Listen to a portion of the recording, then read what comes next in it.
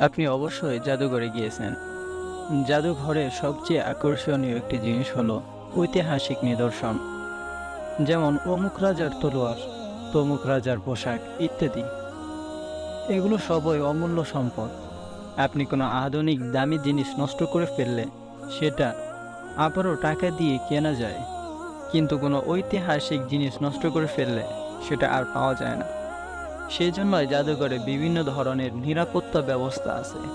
জাদুঘরে লেখা থাকে হাত দেওয়া নিষেধ, এমনকি এটাও লেখা থাকে ছবি তোলা নিষেধ। আপনি একদিন জাদুঘরে গিয়েছেন, ঘুরে ফিরে বিভিন্ন জিনিস দেখেছেন, একটি পুরাতন ছাতা দেখতে পেলেন, লেখা আছে নবাব সিরাজউদ্দৌলার ছাতা। তার পাশে এটাও লেখা আছে ছবি তোলা নিষেধ। এটা দেখে আপনি কিছুক্ষণ চিন্তা করলেন, তারপর ছাতাটি হাতে নিয়ে জাদুঘর থেকে বেরিয়ে যেতে লাগলেন।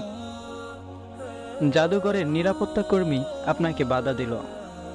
এবার আপনি তাকে বললেন, ওখানে ছবি তোলা নিষেধ লেখা আছে, বাইরে নেওয়া নিষেধ এমনটা লেখা নেই।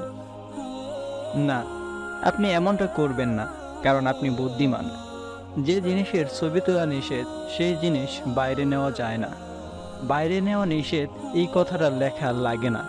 এটা একটি সাধারণ বুদ্ধির ব্যাপার। আপনার সেই সাধারণ বুদ্ধিটা এবার কাজে লাগান। ইসলামে নারী খুব সুরক্ষিত। নারীকে ধরা ছোঁয়া নিষেধ, এমনকি চোখে দেখাও নিষেধ।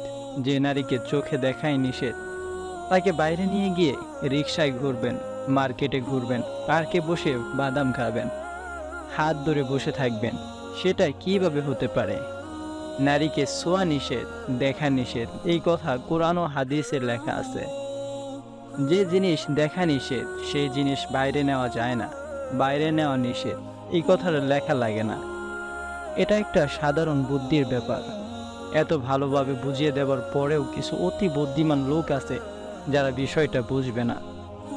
তাদের জন্য হাদিসে সরাসরি প্রেম হারাম তেমন বলা নেই, তবে নারী পুরুষ অবাধ মেলামেশা নিষেধ আছে, নারীকে চোখে দেখা নিষেধ আছে। এবার আপনি মেলামেশা না করে, এমনকি চোখে না দেখে প্রেম করতে থাকুন।